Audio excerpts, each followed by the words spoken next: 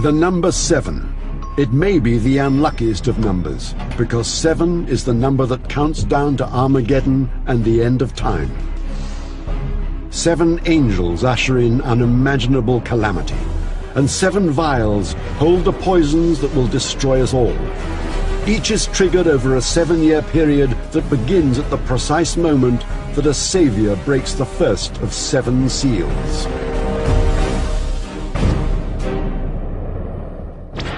For thousands of years, prophets around the world have predicted the end of days. More than one suggests the apocalypse is fast approaching. We call this theoretical convergence between doomsday prophecies and today's events the Nostradamus effect.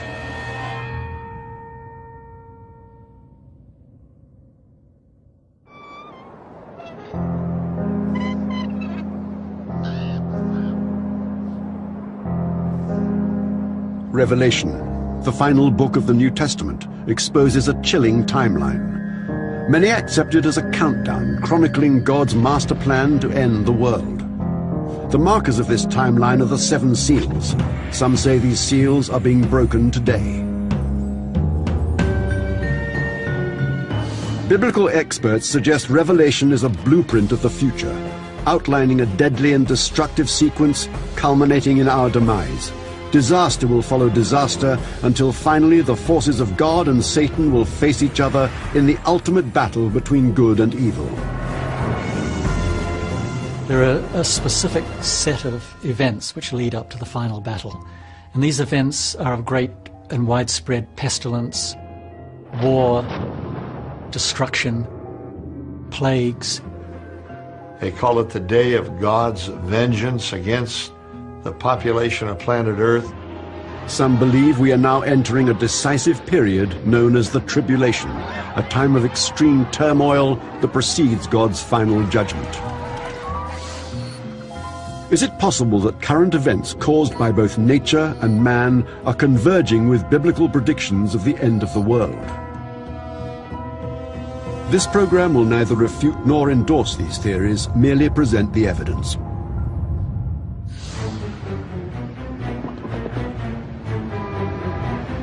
Today, believers are seeking connections between the book of Revelation and science in order to determine whether any of the biblical 7 seals have already been broken. But even amongst those who believe that they have indeed been broken, debate still rages. Many disagree about where our own age fits into the timeline, said to be marked by the seals. Are we in the middle of the sequence, as some suggest? If so, when will the final seal, supposedly igniting the end of everything, be broken? The most religious people in the world who read the Bible as the literal Word of God, and the most secular people in the world, scientists who study the phenomenon of the natural world, agree completely that the world will end catastrophically and finally at some point in the future. Believers search for a way to determine whether Revelation's prophecies may be converging with both religion and today's unrest to herald the end of days. In the New Testament, the author of Revelation's divine prophecy is referred to simply as John. Like other biblical authors, in his writing, John makes frequent use of one particular number. The number 7 figures very importantly in the book of Revelation. Almost obsessively or compulsively, the author resorts again and again to the number 7. The number 7 is very significant in the Bible, going all the way back to the beginning of the world when God made the earth in 6 days and rested on the 7th. According to John, the number 7 plays an equally crucial role in the end of the world. He writes that mankind will receive the warning of its fate in the form of a scroll that is sealed 7 times. But John writes of one critical caveat. And I saw in the right hand of him who sat on the throne a book written inside and on the back, sealed up with 7 seals. And a question goes out, who's worthy to open this scroll and break the seals and see what's in it? According to the prophecy, the only one worthy to break the seal is Jesus, referred to in the Bible as the slain Lamb of God. He comes up and takes a 7-sealed scroll out of the hand of the Father on the throne. This appears to be a title deed to the universe and God's prophetic plan for all of eternity. Some scholars say the prophecy of Revelation is triggered, and the tribulation begins when Jesus breaks open the first of the 7 seals. This releases the first of the dreaded 4 horsemen of the apocalypse. According to Revelation, these dark figures will elicit an extended period of misery and destruction, which some claim has already begun. Many reasons we believe we're living in the last days. One is famine, diseases that are out of control, severe natural disasters. Because of these things, most Bible scholars believe that we are indeed living in the last days. The revelation of the first seal says, "And I looked, and behold, a white horse, and he who sat on it had a bow, and a crown was given to him, and he went out conquering and to conquer." It's believed that the white horseman could falsely present himself as a benevolent world leader, but in reality, he's among the most sinister figures in the Bible, the Antichrist. He is emulating Jesus. The interesting facet of it all is the bow without the arrow. The bow meaning that he has the power over the air. He's going to use the power of the air to be able to control people, but it's a silent, deceptive way of control. According to the prophecy's supposed timeline, the Antichrist could be at work today, using diplomatic skills and powers of persuasion in an apparent effort to bring nations together in peace. But his goal is the exact opposite. He will lead humanity directly into Armageddon. There will be individuals that will come and will lead people astray en masse. Some modern scholars suggest that one of the great deceivers was Hitler, who was followed by masses and committed great atrocities. The Antichrist will come, and there will be armies led that will create devastation and destruction. After the first seal breaks, a domino effect begins. According to Revelation, the second seal of the scroll is broken immediately after the first. This will reveal a red horseman. Now the red horse is quite interesting in the fact that he's carrying a sword. The red horse has always been thought to mean a world war. Today, the red horseman could be a military leader, capable of launching a modern war resulting in the deaths of millions throughout the world. Could the breaking of the second seal trigger the use of weapons of mass destruction between nations of opposing ideologies? Some interpreters believe a rogue nuclear power, possibly North Korea, could be the Red Horseman. They fear North Korea could launch an attack that would ignite a nuclear holocaust. There are people, and not a few people, who use the book of Revelation as a source of inspiration to do good on earth today. And they would argue, if you think the Battle of Armageddon will be a nuclear war, then let's do something about nuclear disarmament. As the prophecy unfolds, breaking open the third seal summons the Black Horseman. Scales in his hand, and I heard, as it were, a voice in the center of the 4 living creatures saying, "A quart of wheat for a denarius, and 3 quarts of barley for a denarius." At the time John wrote Revelation, a denarius was a silver Roman coin, often the equivalent of a laborer's daily wage. Some biblical experts see a connection between the passage's Black Horseman and today's volatile global economy. There is going to be devastation economically. The Bible tells us that it will take a man's total wages for a day just to feed himself, to buy a day's food supply. I believe that the market crash of 2008 was the worst since the Great Depression in terms of the foreclosures on people's homes. I think that's why people can see this as the breaking of the third seal. The collapse of banks, the bankruptcy of some major American corporations, and the worldwide nature of the economic collapse. It wasn't just one country, it was most of the industrialized world. Some believe the Black Horseman could symbolize a crisis ignited over the unbalanced distribution of global wealth. Today, just 2% of the world's population owns more than half of all wealth, and the poorest control just 1%. Some fear this inequality could be a recipe for revolution. Finally, the fourth seal is broken, and according to the New Testament, unleashes the most frightening of the four horsemen. This is where it says, power was given unto the fourth part of the earth to kill with sword, hunger, death, and the beasts of the earth. Let's suppose that there's 8 billion. That means 2 billion people are going to be killed. And we're just starting the tribulation. Some link the fourth horseman to the famine and food shortages currently sweeping the globe, worsened, according to some, by the acceleration of global warming and the worldwide economic collapse of 2008. Is the prophecy of Revelation truly unfolding today? Have the first 4 seals already been broken? If this is accepted as true, much worse suffering is to come. Could explosive forces beneath one of America's most popular national parks unleash a catastrophe beyond our imagination?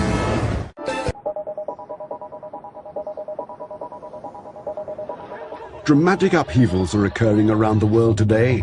Some believe that Revelation, the final book of the New Testament, reflects this extreme period in the form of a timeline portending a global apocalypse. The timeline is measured by the breaking of 7 seals, and for believers, the breaking of the seals is irrefutably linked to today's escalating turmoil. We live in a time where we have witnessed horrible, tragic, catastrophic events, the most obvious of which is the terror attacks on 9/11. That event agitated a fresh upwelling of prophetic gloom. Surely these are events that were predicted in Revelation. But are divine forces actually beginning to break the seals? Is there any evidence that supports this hypothesis? Clues may be found in the text of Revelation written by John. John sees the Christian martyrs in heaven crying out, God, how long before we're vindicated for the blood that was shed on our part? This speaks to a fundamental belief underlying not only the timeline in Revelation, but also Christian faith, which states that believers will be saved by the grace of God. The rest will suffer God's wrath, as unfathomable mayhem comes to destroy everything we know. According to Revelation, that mayhem intensifies as the 6th seal is broken. Many link it to the onset of unprecedented natural disasters. John writes, "When he broke the 6th seal, and there was a great earthquake, and the sky was split apart like a scroll, every mountain and island were moved out of their places." On the 15th of July 2009, a magnitude 7.8 earthquake struck off New Zealand's western coast, twisting the tip of South Island 12 inches closer to Australia. It was one in a series of recent, powerful, and seemingly more frequent tremors. New Zealand, Indonesia, Japan, and the western edge of North and South America all precariously surround the Pacific tectonic plate. This circle makes what is known as the Ring of Fire. This vast rim is a seismic danger zone that may be poised for a catastrophic earthquake of unparalleled magnitude. The largest earthquake that we're aware of happened in Chile in 1960. In May of that year, they had a magnitude 9.5 earthquake. And that magnitude 9.5 earthquake shook 600-mile long stretch of Chile for 5 minutes. In the days following the earthquake, several of the local volcanoes began erupting, and they were undoubtedly triggered by the earthquake. Volcanoes may also place the Pacific Rim and western United States in grave danger. The Ring of Fire has 452 volcanoes. One of them, Mount St. Helens in Washington state, erupted in 1980.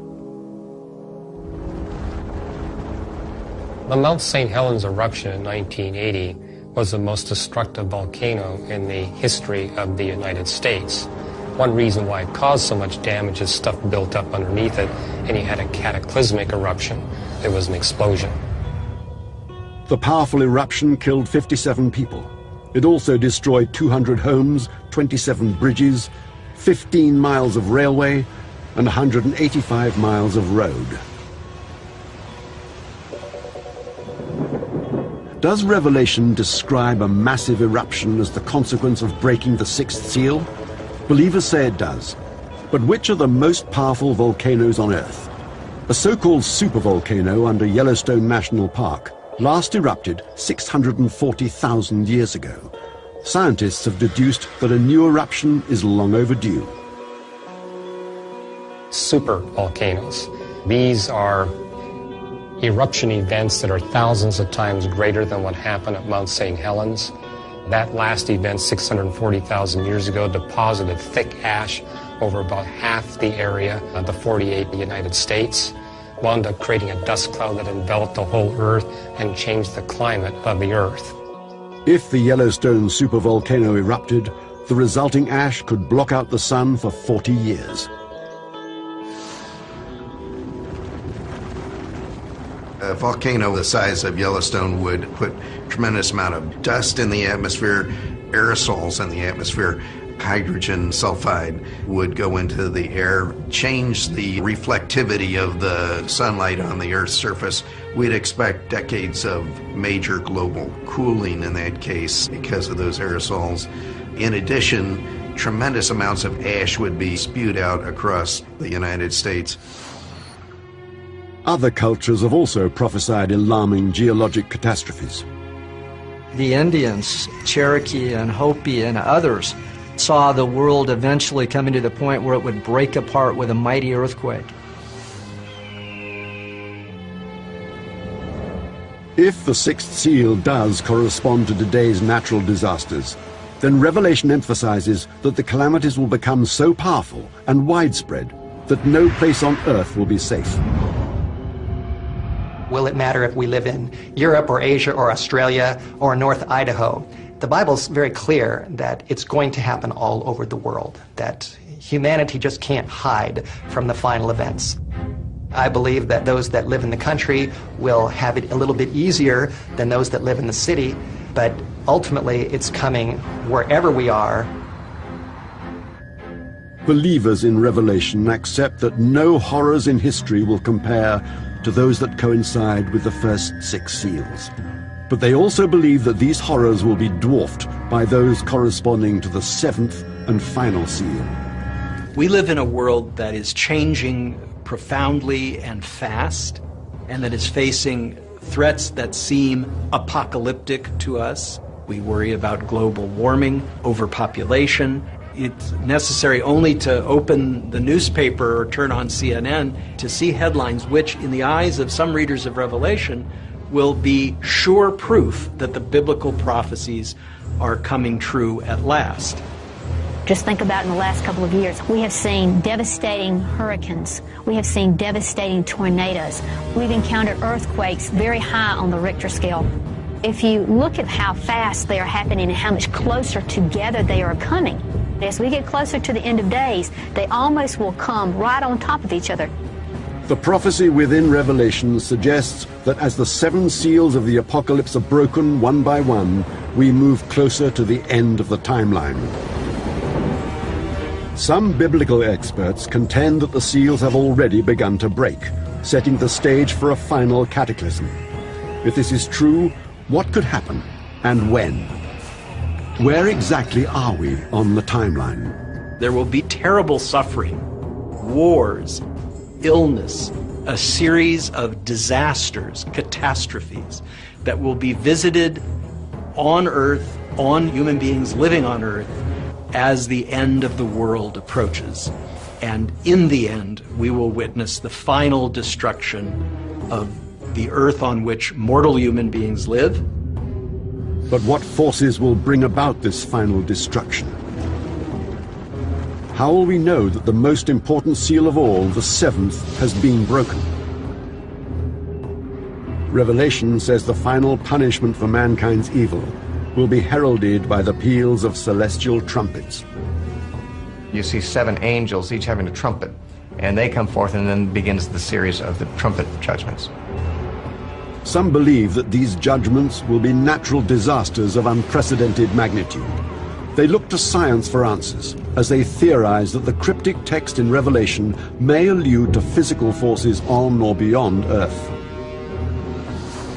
Some New Testament scholars say that this and biblical references to fire falling from the sky could be interpreted as asteroids. A collision between an asteroid and the Earth may be the catastrophic event predicted in another verse from Revelation. The third angel sounded his trumpet, and a great star, blazing like a torch, fell from the sky. The name of the star is Wormwood. Some believe that Revelation's author, John, is not specifying a star in this passage, but a comet or asteroid. It's widely accepted that ancient observers could not have understood the difference between various types of celestial bodies. And while no stars are called wormwood, there is strong scientific evidence that an asteroid collision could play a major role in the mass extinction of life on Earth. Astronomers now believe that all 3 generations of dinosaurs, Triassic, Jurassic, and Cretaceous, were brought to extinction, at least in part by extraterrestrial collision events, giant comets and asteroids striking the Earth. If something that big were to happen, humanity wouldn't survive. A collision between Earth and an asteroid just a few miles in diameter could release as much energy as 1,000 nuclear weapons detonated simultaneously. In Winslow, Arizona, a crater that's almost a mile in diameter, that was caused by a rock that was only 100 feet across. If one of the larger ones, like say something 1,000 feet across, were to hit a populated area like New York City or Los Angeles, the energy release would be such that it would wipe out the entire metropolitan area of any one of those cities. Destructive power of this magnitude was evident in an historic impact event in 1908. An extraterrestrial body, probably a comet or asteroid, entered Earth's atmosphere and exploded over central Siberia, flattening over 700 square miles of the Tunguska forest. The region was so remote that only 1 death was reported. As recently as 2006, a half-mile wide asteroid, large enough to cause catastrophic climate change and disrupt the world's agricultural production, came within just 24 hours of smashing into Earth. In space terms, a near miss. Astronomers today are tracking hundreds, if not thousands, of asteroids and comets out there that could make a close pass of the Earth. About as large as they get is about 1 kilometer across. And so yes, there is a serious effort to track those, because if they were to strike the Earth, it could cause a lot of damage.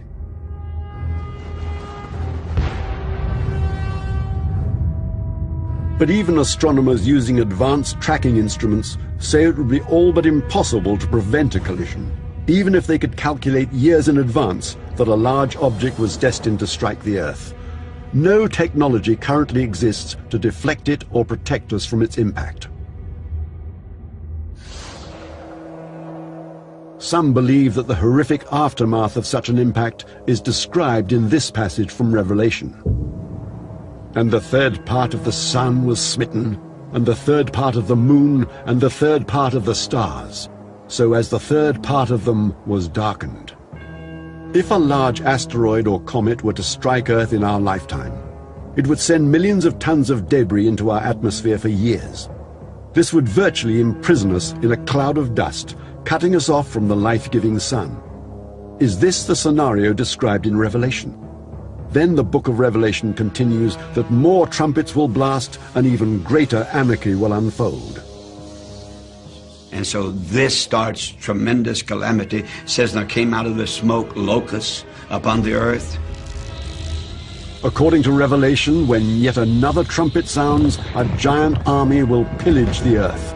Its mission, to slay the third part of men, and the number of the army of the horsemen, 200,000.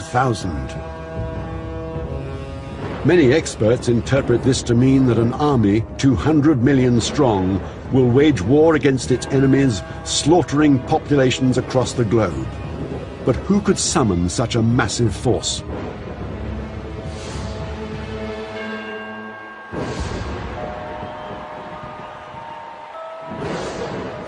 Mao Zedong had gone on record saying that China could field an army of 200 million men, which happened to be an interesting correlation to the number in the Book of Revelation.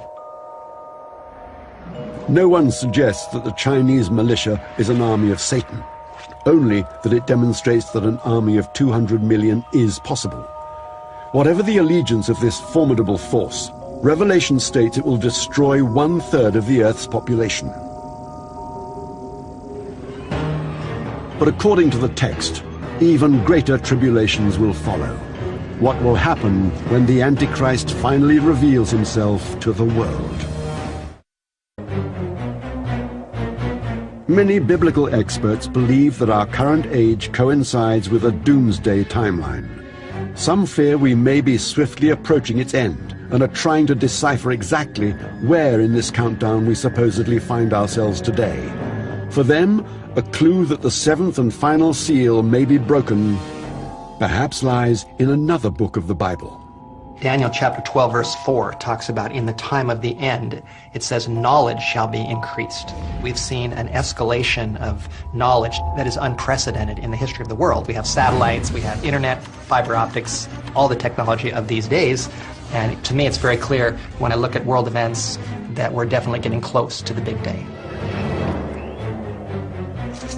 The dark prophecies in the book of Daniel are also reflected in Revelation, that the tribulation will build in intensity as 7 angels, one after another, sound trumpets that signal distinct catastrophic events. When the 7th trumpet sounds, it heralds the most horrific events of all, orchestrated by Satan and 2 earthly allies. One of the most striking features of the book of Revelation is that it's filled with satanic villains. The principal villain is Satan himself, who's depicted in Revelation as a dragon with many heads and many horns. But he has 2 helpers on earth who are referred to as the beast from the sea and the beast from the land. All of them are understood to be symbolic references to human beings who will put themselves in service to Satan, who will hold positions of earthly power, who will lead earthly armies into battle. Biblical experts believe the beast from the sea is Satan's chief emissary, the Antichrist. The beast from the land is another figure, Satan's aide, known as the false prophet. You have an unholy trinity, the devil, the Antichrist, and the false prophet, and the devil is trying to make the world believe he's God. And the Antichrist is trying to make the world believe he's Jesus. And the false prophet is trying to make the world believe he's the Holy Spirit. So you have an anti-trinity that operates really powerful during those last 3.5 years.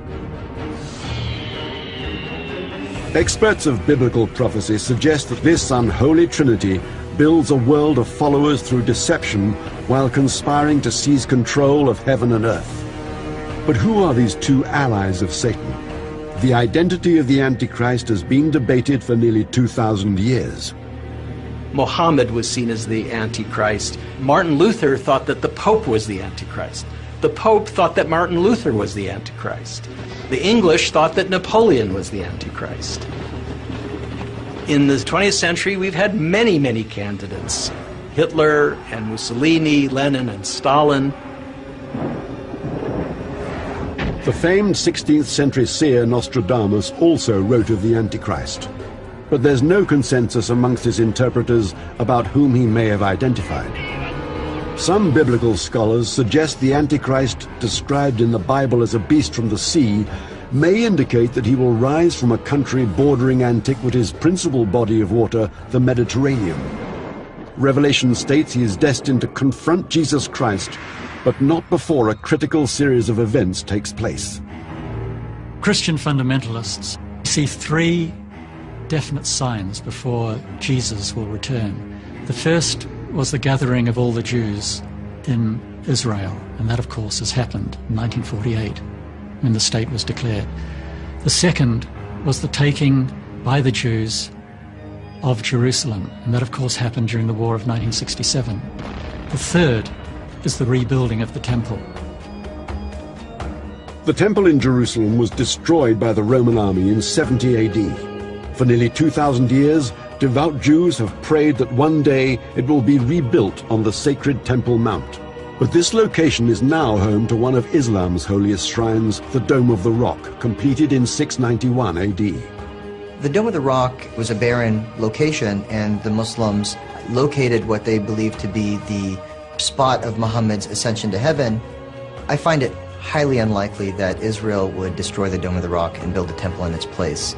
The international community, I don't think, would permit that. Despite the formidable realities, many still believe that the temple will rise again as prophesied. According to the Bible, when the Antichrist goes into the temple rebuilt by the Jews and proclaims himself God, this will be the last human event on this planet.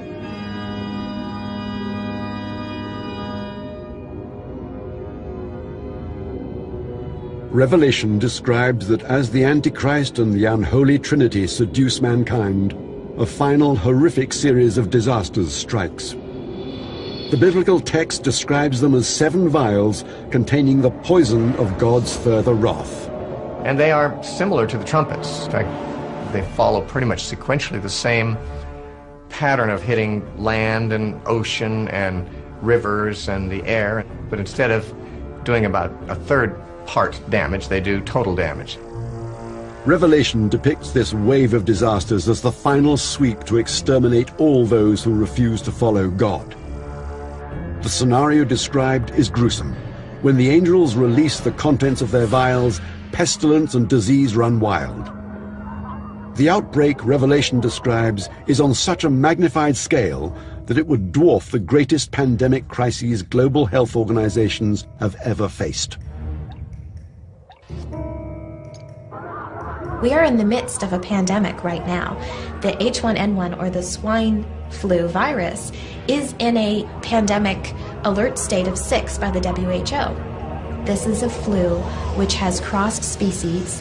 When a flu is able to cross species, it not only can access far greater people who have never been exposed to it before and so don't have any immunity. We've never seen this before. So far, it still is producing mild symptoms. But if this particular flu virus undergoes the antigenic drift, it could increase in severity. It could establish greater virulence, and that would be a major public health problem. H1N1, swine flu, may strike up to 40% of Americans by 2012 and kill several hundred thousand. US health officials hope to provide inoculations for 200 million Americans. But resistant viruses, much more potent than swine flu, could push mortality rates up into the 80th and 90th percentile, taxing health organizations beyond their ability to cope. This may mean we'd be virtually defenseless against a plague of such extreme proportions. A global medical crisis could be amplified by yet another catastrophe chronicled in Revelation, where seas become blood and the blood of animals and humans mingle. Some interpreters say this part of Revelation's prophecy suggests the world's water supply will be rendered undrinkable, possibly by the rotting, plague-ridden bodies of millions of victims. The Bible text states that other poisons flow from each vial in turn until the world is nearly desolate. Some suggest this may already have begun, in the form of a naturally occurring process called algal bloom. Also known as red tide, it's a phenomenon that can turn water crimson. A high concentration of microscopic algae produces harmful neurotoxins that can kill fish, birds, and marine mammals. Spread globally, millions would die. Some suggest this will be the punishment for our failures as environmental stewards of the planet. When Jesus comes, he will destroy those who destroy the earth. And I see that phrase, destroy the earth, as predictive of a global environmental crisis where humanity, through its pollution and deforestation, contributing to the destruction of the resources of the planet. If, as many believe, Revelation is a blueprint of mankind's end, billions will lie dead at the climax of the tribulation. The book of Revelation is like a lens or a magnifying glass or a telescope through which we can peer and ponder this great mystery of endings. Revelation is full of monsters, it's full of catastrophe, it's full of villains and evil figures, and surely the author of Revelation was a great creative genius who understood how to stand in a room and address an audience and provoke that kind of anxiety and fascination that we also feel when we sit in a movie theater. But the apocalyptic scenario in Revelation does not end with the climax of the tribulation. The devastated earth will be the stage for one final battle. The forces of the Antichrist will stand against the army of Jesus. But this Son of God will not be the Prince of Peace, known to millions of people.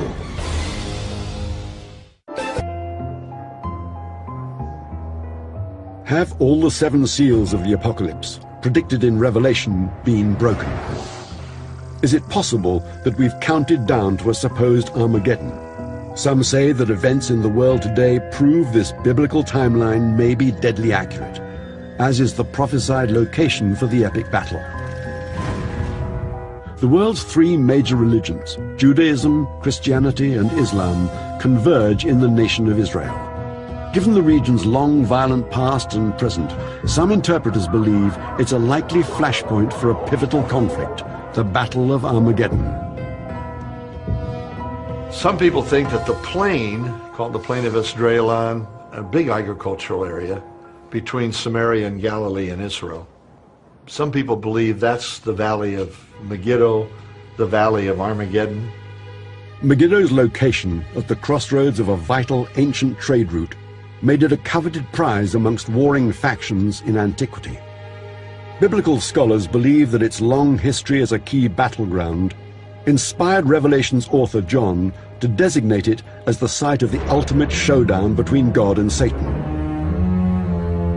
According to Revelation, Jesus will emerge from the heavens on a white horse to lead God's assembled forces. But the text portrays him as anything but the benevolent Savior known to his followers. His eyes are a flame of fire, and he is clothed with a robe dipped in blood. From his mouth comes a sharp sword, so that with it he may smite the nations, and he will rule them with a rod of iron. Now, it's utterly impossible to reconcile the Jesus of the book of Revelation, who has blood-stained robes and is leaving blood for hundreds of miles around the battle site, with the gentle Jesus, the loving Jesus of the Sermon on the Mount. The two are not the same figure. Revelation describes how the warrior Jesus will advance with his army. His foe will be the Antichrist, his forces culled from the nations he has deceived into worshipping him. The forces of good ultimately prevail over the unholy Trinity after their years of deception. They'll be cast in the lake of fire. The devil will be cast in that. The false prophet, the Antichrist, and all those who took the mark of the beast. So ends Revelation's description of the Battle of Armageddon. Drawing any correlation between this biblical prophecy and current events is problematic, as it speaks of supernatural figures clashing in a supernatural context. But in one profound sense, the prophecy and the present may be converging. Something like 60% of Americans believe the events in the book of Revelation will come to pass. Now, this is extremely dangerous, because how can we not say that if we believe something, that we don't act in such a way as to make it happen? If we believe that there's going to be a big war in the Middle East and Jesus is going to come back and save the world, then we might just let our behavior be affected by that belief and allow it to occur.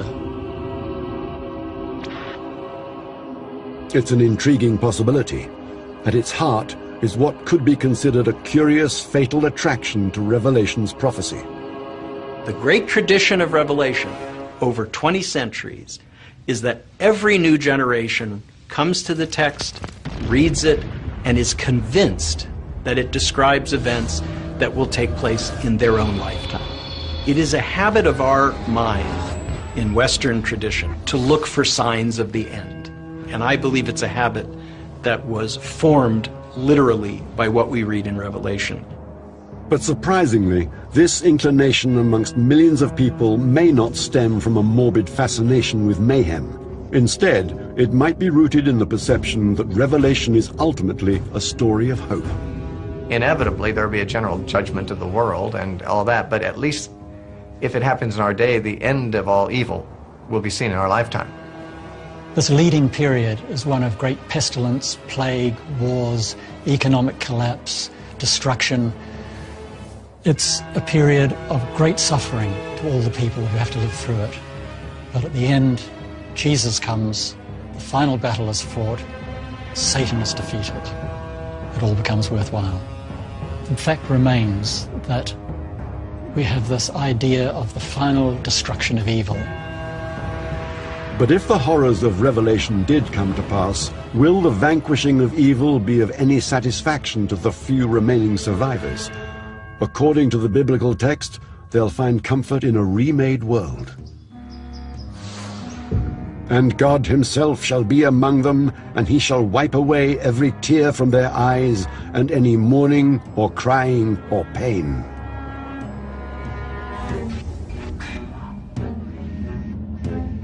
All those things seem to be pointing at that there is a time that is going to come that something very bad, very catastrophic is going to happen.